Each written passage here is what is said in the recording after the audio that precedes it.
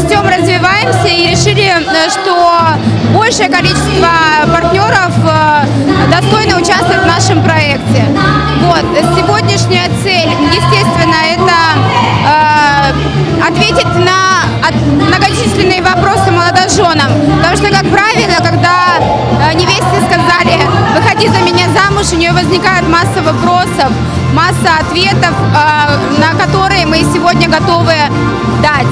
Приятно смотреть, что свадебная индустрия развивается. Тут помимо партнеров представлено очень много гостей, которые действительно получают много интересной информации, много положительных эмоций. Можно попробовать, посмотреть, даже полистать какие-то издания.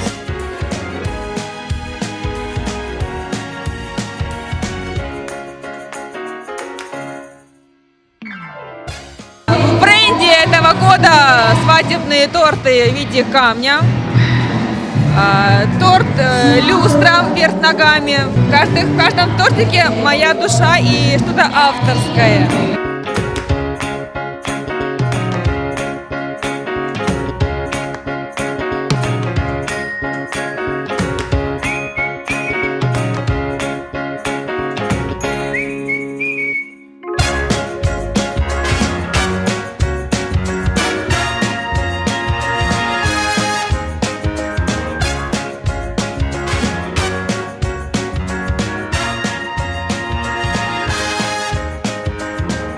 Мы запланировали свою свадьбу на август, и случайным образом нам попалась информация о конкурсе.